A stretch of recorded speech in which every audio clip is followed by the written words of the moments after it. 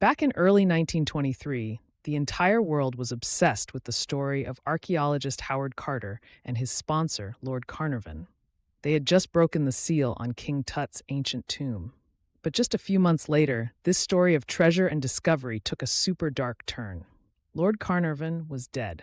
The official story was that he died from blood poisoning after a mosquito bite got infected.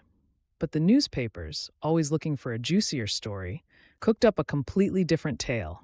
A deadly pharaoh's curse, an ancient magic that would attack anyone who dared to disturb the king's long nap.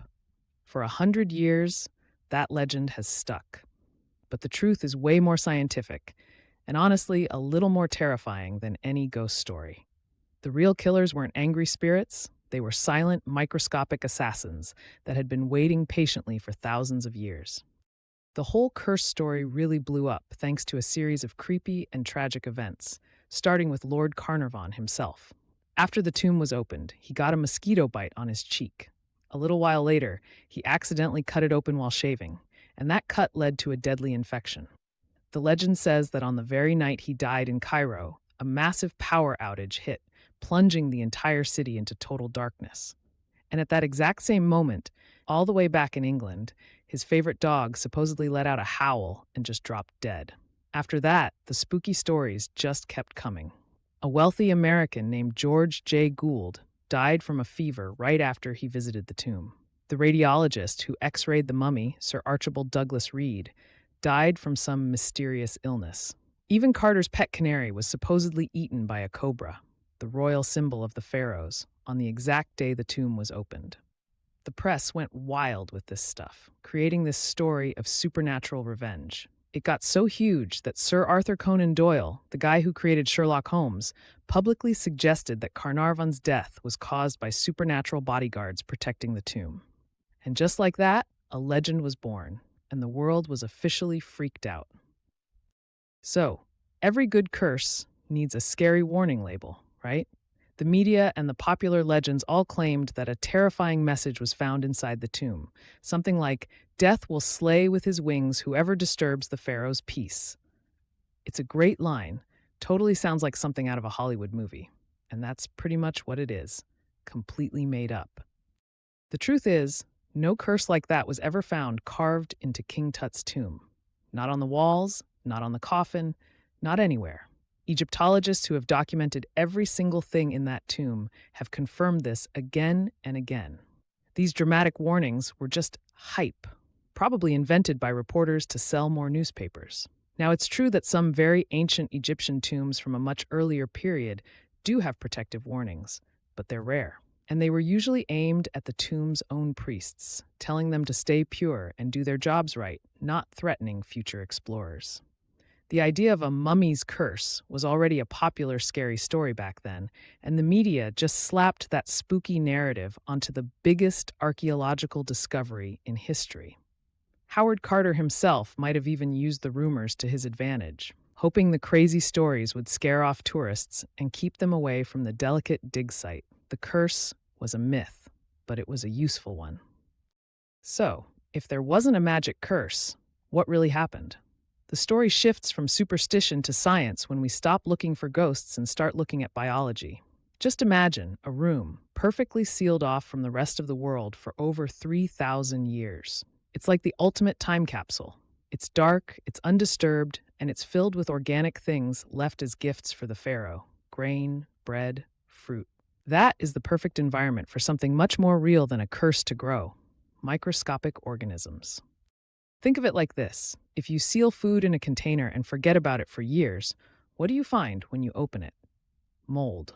Scientists have suggested that ancient tombs can be like biological booby traps, holding onto ancient, sleeping, but still dangerous fungi and bacteria. One of the main suspects is a type of toxic mold from the Aspergillus family. Certain kinds are known to be found in old tombs. Now, most of us breathe in these mold spores every day, and we're totally fine. But if your body's defense system is already weak, breathing in a huge, concentrated cloud of them can be a disaster. It can cause a serious sickness called aspergillosis, which leads to nasty lung infections with symptoms that look a lot like pneumonia. This theory got a major boost in 1973, when scientists opened the tomb of a 15th century Polish king. 10 of the 12 scientists involved died within a few weeks. When they investigated, they found the tomb was loaded with a deadly type of Aspergillus mold. All of a sudden, the deaths in Egypt didn't seem so magical anymore. It wasn't a pharaoh's spell, it was just deadly biology and bad luck.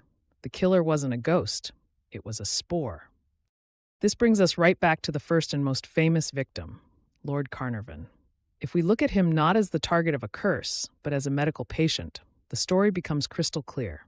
He was, for all intents and purposes, the perfect victim.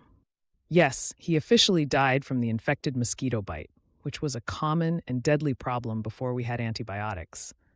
But his weakness ran much deeper than that. Years before he ever set foot in Egypt, Lord Carnarvon was in a terrible car accident in Germany. That crash left him with lifelong health problems, specifically really bad lung damage.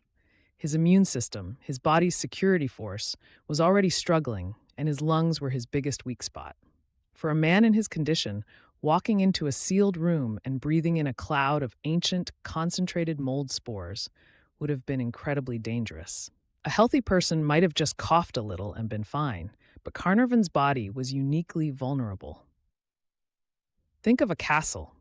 For a healthy person, the spores are like a few arrows bouncing off a strong wall, but Carnarvon's lungs were like a broken gate, and the spores marched right in. His death wasn't a mystery of ancient magic. It was a textbook case of a lurking infection finding the perfect person to attack. The spores didn't need a curse to be deadly. They just needed the right person to walk through the door. Tragically, Lord Carnarvon was that person. But maybe the biggest takedown of the curse isn't about the people who died, but all the people who didn't. Think about it. If a super powerful pharaoh's curse was real, who would be its number one target? It should have been the guy who planned the whole thing, Howard Carter. But Carter, the man who literally broke down the door and was the first person to see the treasure, lived for another 16 years. He died in 1939 at the age of 64 from cancer. And he wasn't the only one who the curse missed. A 2002 study looked at the lives of 44 Westerners who were there when the tomb was opened. It found that, statistically, their chances of dying weren't any different from people who hadn't been near the tomb. Out of 58 people who were present when the tomb and the coffin were opened, only 8 died in the next 12 years. Many of them, like Lord Carnarvon's own daughter, Lady Evelyn Herbert, who was one of the very first people to step inside, lived long, full lives. She died in 1980, almost 60 years after the discovery. When you actually look at the so-called victims, many were already elderly or not in great health to begin with.